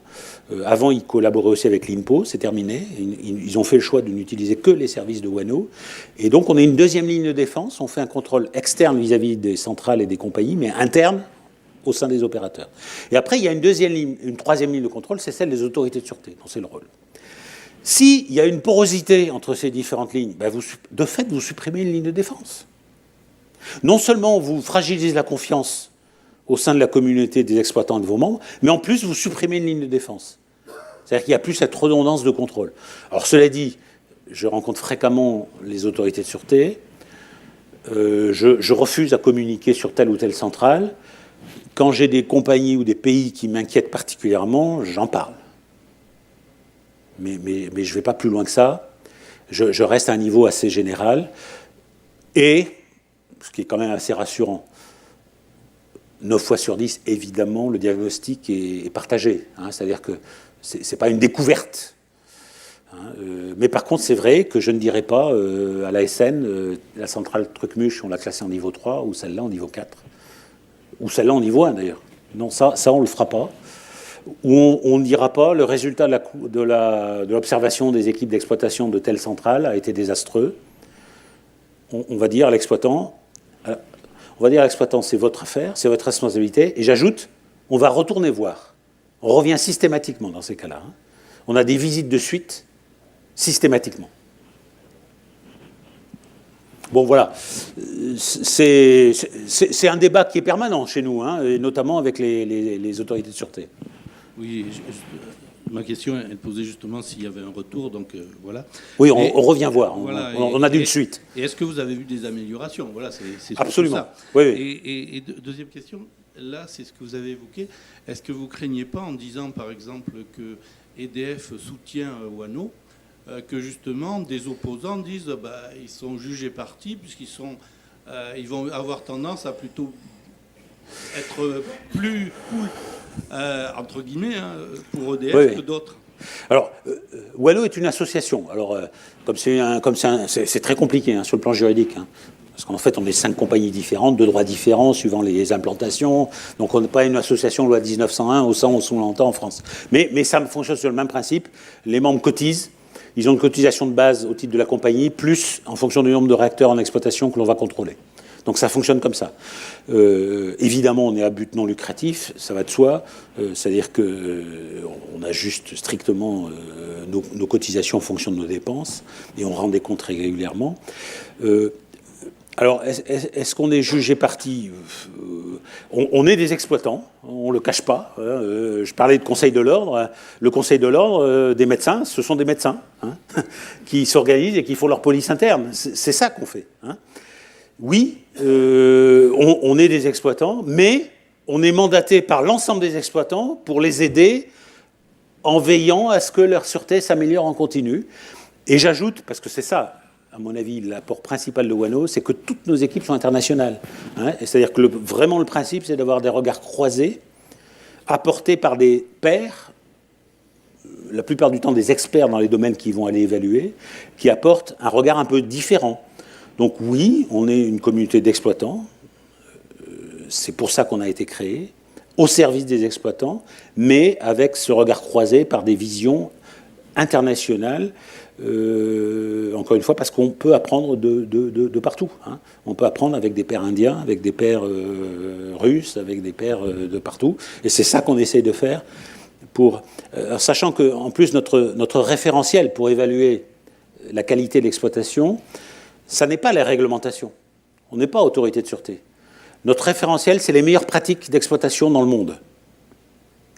C'est-à-dire qu'on a des guides de performance et d'objectifs qui sont basés sur ce qui est, selon nous, les meilleures pratiques d'exploitation.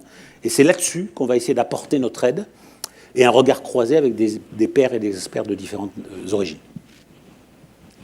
Je change de côté.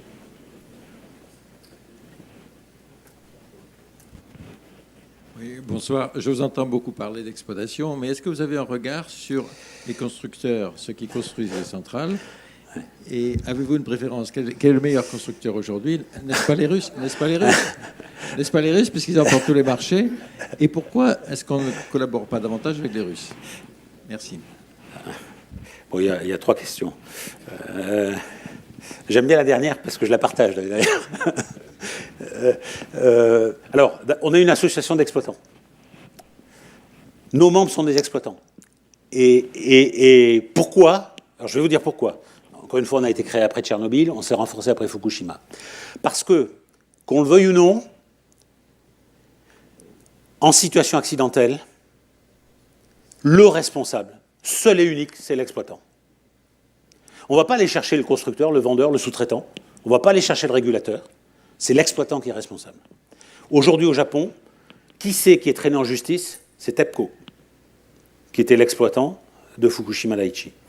Ce n'est pas l'autorité de sûreté qui s'est quand même fait démolir. Mais ça, c'est une décision politique. Ce n'est pas les constructeurs. Et pourtant, Dieu sait que les constructeurs ont un rôle très important au Japon, beaucoup plus important que chez nous encore. C'est eux qui font les arrêts de tranche, par exemple. L'exploitant est l'ultime responsable. Et c'est pour ça qu'on a fait le choix d'être une organisation uniquement d'exploitants. J'ajoute, et je l'ai dit déjà à plusieurs reprises, tout le monde est dans Wano parce qu'il n'y a pas de compétition entre nous. Je mets plein de bémols à tout ça, mais il est clair que si on faisait rentrer comme membre de Wano des constructeurs, là on introduirait de la compétition, de la concurrence qui n'existe pratiquement pas entre exploitants. Je dis pratiquement pas parce qu'il y a des influences politiques malgré tout, même chez nous on le ressent, alors que ce n'est pas notre vocation bien sûr d'être une organisation politique, mais vraiment centrée sur la sûreté. Alors par contre, et ça c'est un retour d'expérience de Fukushima, on a voulu introduire dans nos évaluations, donc dans les peer reviews que l'on construit sur des centrales, des critères, enfin un certain nombre d'aspects liés au design. Puisque, en clair, on a voulu vérifier, c'est très simple, je pense, pour la plupart des gens qui sont du métier, on a voulu vérifier que l'exploitant connaissait les marges de sûreté à la conception, qu'il avait le souci de les améliorer, ou en tout cas un minima de les maintenir, et que notamment pour tenir compte du retour d'expérience, alors Fukushima bien sûr, mais pas que Fukushima, il introduisait un certain nombre d'améliorations pour améliorer ces marges de sûreté. Donc ça, alors comment on le fait? Ça veut dire qu'on passe un temps beaucoup plus important qu'avant sur l'étude des événements qui se sont passés dans l'histoire de la centrale, avant d'aller sur les sites, mais aussi sur les documents de conception. Hein. Alors, bien sûr, les rapports de sûreté et tous ces machins-là, mais aussi un certain nombre de documents qui ont été remis par le constructeur ou le designer à l'exploitant pour savoir justement où sont ces marges de sûreté et après vérifier si l'exploitant les connaît bien. C'est toujours la même logique. Vérifier, l'exploitant est l'ultime responsable. Mais est-ce qu'il connaît ses marges de sûreté? Est-ce qu'il sait quel est l'outil qu'il a en main? Quelle est la voiture qu'il conduit? Et est-ce qu'il a le souci non seulement de l'entretenir correctement, mais même d'apporter un certain nombre d'améliorations techniques? En tout cas, est-ce qu'il vérifie que ces marges de sûreté sont bien conservées? Donc on fait ce qu'on appelle les Design Informed Reviews. Et on a introduit dans nos équipes ce qu'on n'avait pas jusqu'à maintenant, des compétences d'ingénierie, justement pour nous aider à préparer et à instruire ces Design Informed Reviews. Alors, dernière question, c'est pourquoi on ne collabore pas plus avec la Russie? Je trouve ça, c'est une excellente question. J'ai beaucoup de respect pour les Russes, en fait, parce qu'aujourd'hui, ils ont dans beaucoup de domaines des compétences de très haut niveau. Et je l'ai dit, au début, le membre fondateur, par exemple, de WANO, c'était les États-Unis, la France, l'Angleterre, le Japon, la Russie. Aujourd'hui, j'ai envie de dire, sur ces 5 pays, il y en a qu'un qui se porte plutôt bien, en tout cas dans l'industrie nucléaire, c'est la Russie. La France peine, malheureusement. Malheureusement, hein, c'est pas un plaisir. Hein. On a du mal à exporter, c'est clair. On a loupé le marché des Émirats, ce qui a été, à mon avis, un tournant très important pour l'entreprise EDF et pour le secteur nucléaire français.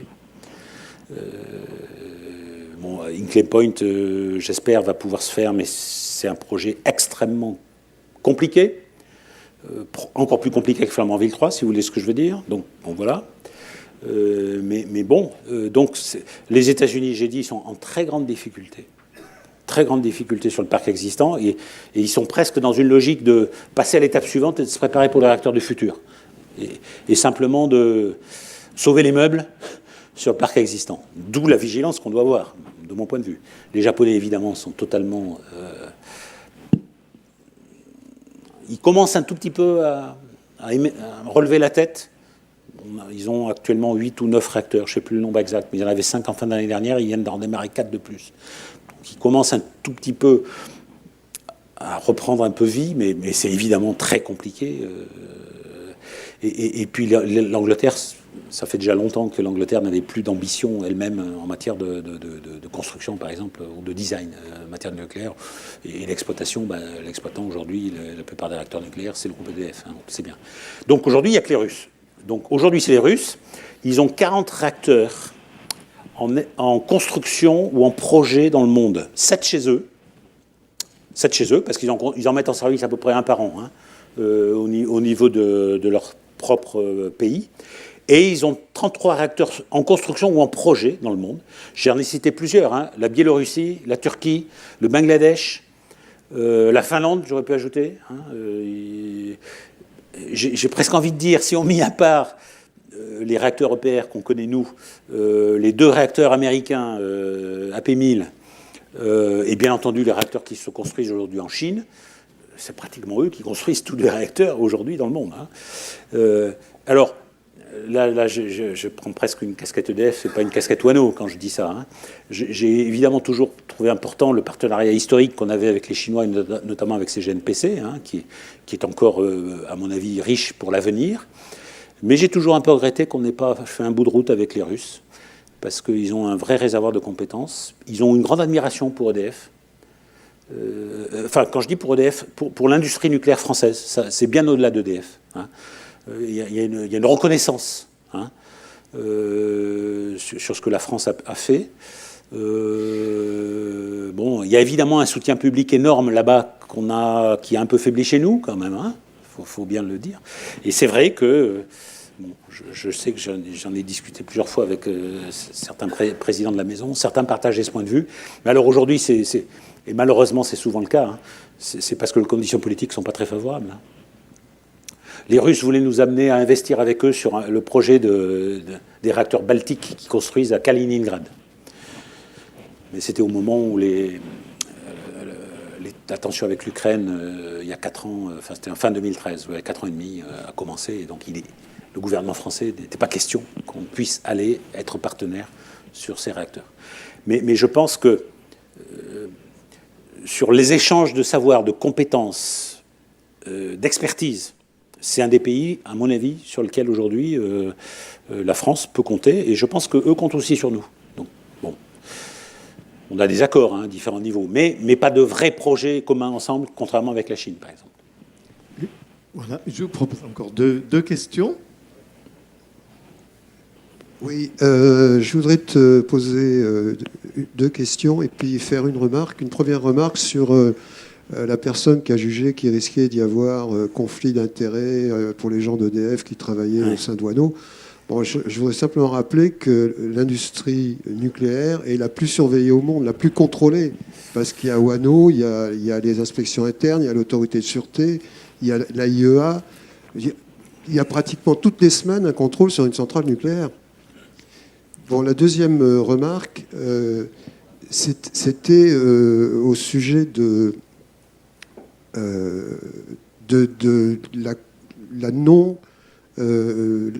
non-compétitivité du nucléaire aux États-Unis, enfin, qui est de plus en plus attaquée par...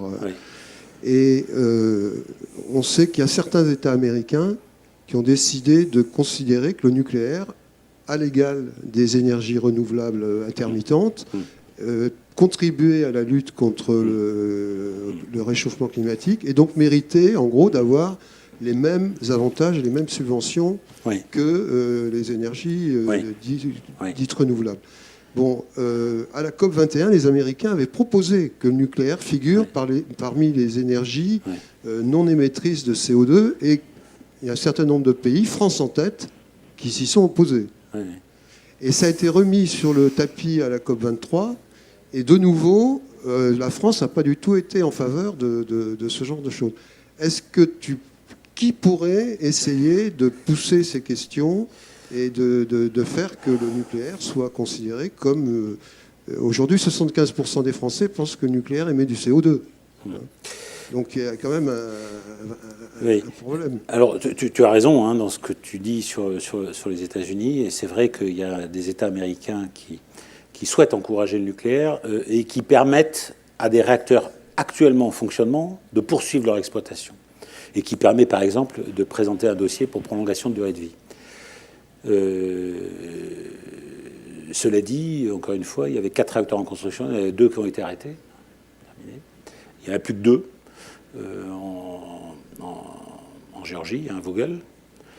On ne sait pas s'ils vont aller au bout, et ils sont aujourd'hui en construction parce que c'est dans les États du Sud américain où le marché est régulé, ce qui devient assez rare dans la plupart des États aujourd'hui aux États-Unis. Et donc, ils ont un peu plus de chances d'aller au bout. Mais ça reste extrêmement difficile. Un autre élément de contexte, tu connais sûrement, ou certains d'entre vous connaissent le NEI, qui est un peu une entité de soutien et de lobby pour le nucléaire, secteur nucléaire aux États-Unis, mais extrêmement puissante, qui joue conseil en matière économique aux exploitants, etc. Pour la première fois depuis la création du NEI, il y a 2 compagnies, et pas des moindres, Entergy et puis je ne sais plus laquelle, qui sont sortis du NEI. Pourquoi ? Parce qu'ils disent le NEI, vous n'êtes pas assez utile, vous n'êtes pas assez puissant pour justement porter nos intérêts. Et deuxièmement, parce qu'on va économiser les cotisations. Donc d'où l'illustration de la pression économique quand même qu'il y a sur les exploitants américains aujourd'hui, en tout cas sur le nucléaire existant. Alors, ta question plus large, c'est une excellente question. Alors c'est clair que ce n'est pas Wano qui peut le faire, parce que ce n'est pas notre mission. Moi je dis souvent qu'il y ait 100 ou 1000 réacteurs dans l'exploitation dans le monde, ça m'est égal, ce n'est pas mon problème. Mon problème, c'est que les réacteurs en exploitation soient au meilleur niveau de sûreté possible. Alors, j'ai cité plusieurs fois le WNA dans les sources que j'ai utilisées là. C'est un peu au niveau mondial ce que le NEI est aux États-Unis, mais avec moins de force de frappe à mon avis, moins de ressources. Mais WNA, World Nuclear Association, est là pour promouvoir le nucléaire. Il y a évidemment des organismes que tu connais très bien, comme la SFEN, ou qui se font porte-voix du nucléaire, mais qui ont un peu de mal à se faire entendre, bien sûr, parce que c'est considéré comme le lobby nucléaire, mais le WNA aussi, tu sais. Et donc ça, c'est un problème qui est un vrai problème, qui malheureusement dépasse l'organisation d'exploitants que je représente, et qui est un problème politique, bien sûr. C'est quels sont les bons porte-paroles pour expliquer que un mix énergétique équilibré, c'est pas que du renouvelable, ça n'a pas de sens de dire ça, et que le nucléaire y a sa place. Et alors, encore une fois, le problème, c'est que le débat, il est un peu faussé en Europe de l'Ouest, parce qu'on a des préjugés, parce qu'on a des... sauf peut-être au Royaume-Uni. Je trouve que l'exemple du Royaume-Uni est intéressant quand même. Parce que bon, les Anglais, ils font des conneries, comme le Brexit, mais ils ont aussi un côté pragmatique. Par exemple, ils n'ont pas hésité à vendre British Energy à EDF il y a quelques années, ce qui n'était quand même pas évident. C'est possible en Angleterre, c'est pas possible aux États-Unis de faire ça. Ils ont négocié avec EDF, à mon avis pas très bien, parce que le gouvernement n'ayant pas voulu se mettre dans le projet, EDF portant tous les risques, il y a des prix garantis qui sont relativement élevés, qui font débat aujourd'hui. Mais pour les projets futurs, ils remettent ça en question. Et il y a de fortes chances que dans les projets futurs, contrairement à ce qu'on pourrait penser, parce qu'on a l'image de l'Angleterre, j'allais dire la libre entreprise et la privatisation à tout crin, il y a de fortes chances que dans les projets futurs, le projet Wilfa, qui est un projet de Horizon et puis Hitachi, que l'État britannique soit actionnaire. Et aujourd'hui, EDF Energy discute avec l'État britannique pour qu'il soit actionnaire dans le futur projet de Sizewell C. Alors évidemment, du coup, ça va faire réduire les tarifs qu'on va pouvoir négocier, puisque on ne sera plus seul à porter la responsabilité. Mais donc, côté pragmatique des Anglais, ils vont s'engager dans le projet, ils vont probablement être actionnaires. Encore une fois, ce qui est contre, d'une certaine manière, la vision habituelle qu'on a, puisqu'ils ont privatisé il y a longtemps le secteur de l'énergie, et que maintenant, ils disent peut-être que c'est une bonne chose de rentrer actionnaire, probablement minoritaire. Autre exemple, aujourd'hui, c'est quand même un des rares pays d'Europe de l'Ouest où il y a un consensus politique qui s'est fait, justement sur les bases que tu disais tout à l'heure. Le gaz de la mer du Nord se fait de plus en plus rare. On ne peut pas s'appuyer uniquement sur de l'éolien, même offshore, où ils en ont quand même pas mal développé. Bon, le solaire en Angleterre, il n'y a pas besoin de faire beaucoup de dessins. Et ils ont des réacteurs qui vieillissent, donc le nucléaire fait partie de la solution, c'est clair. Ils le disent, et il y a un consensus politique qui a l'air, je suis très prudent sur ces choses-là, solide pour l'instant, entre les conservateurs, les travaillistes et les libéraux. C'est un des pays d'Europe qui se distingue de ce point de vue-là, côté un peu pragmatique. Bon, c'est une approche comme ça qu'on aimerait raisonner au niveau de l'ensemble de l'Europe, quoi. Et le paradoxe, c'est qu'aujourd'hui, on a des pays comme l'Arabie Saoudite ou les Émirats, ou même la Chine, qui sont les premiers à dire on a besoin d'un mix diversifié, on développe du renouvelable, plutôt de l'éolien en Chine, plutôt évidemment du solaire en Arabie, mais on veut aussi développer du nucléaire, même si en plus on a des ressources énergétiques par ailleurs, mais qu'on veut préserver pour l'avenir. Ces pays-là ont été peut-être moins traumatisés, moins marqués par Fukushima, parce qu'il y a quand même beaucoup ébranlé en Europe. Et ils ont une approche un peu plus pragmatique. Alors, qui peut porter ça en France ? Je n'ai pas la réponse. Et en Europe, j'ai pas de réponse simple à ça. Je vous propose une dernière question, parce qu'on vous écouterait pendant des heures, mais on va aussi...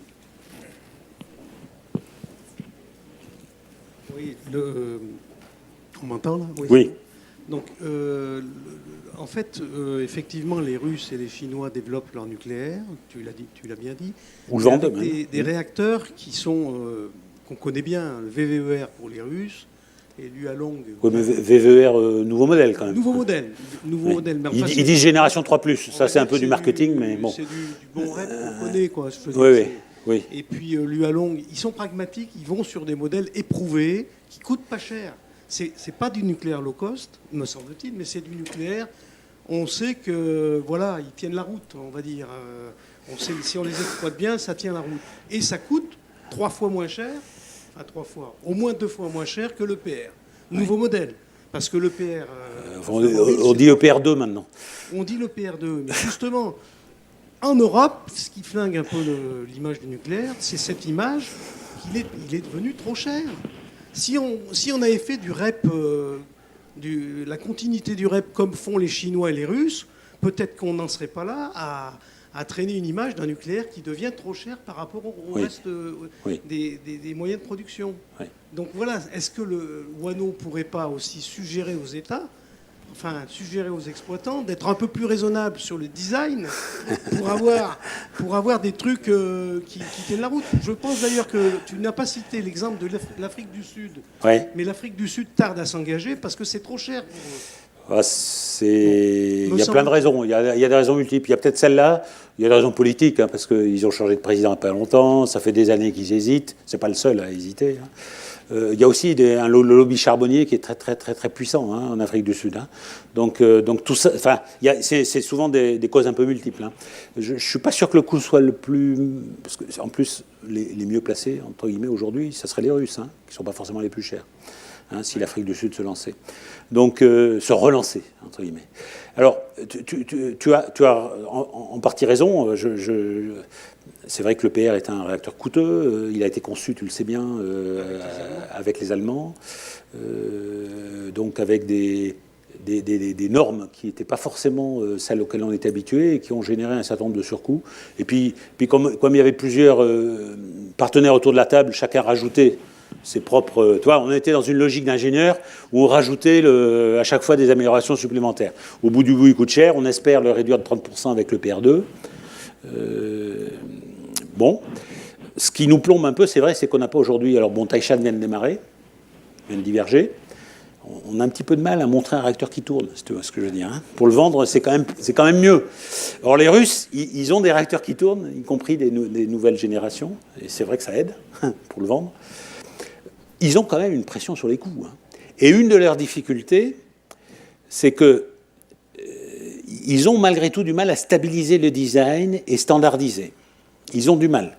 Par exemple, c'est vrai aussi pour les Chinois, il y a deux types de VVER aujourd'hui. Il y a le VVER 1200 et il y a l'AES, je ne sais plus comment il y a, qui sont faits par des bureaux d'études différents, dépendant du même consortium Rosatom.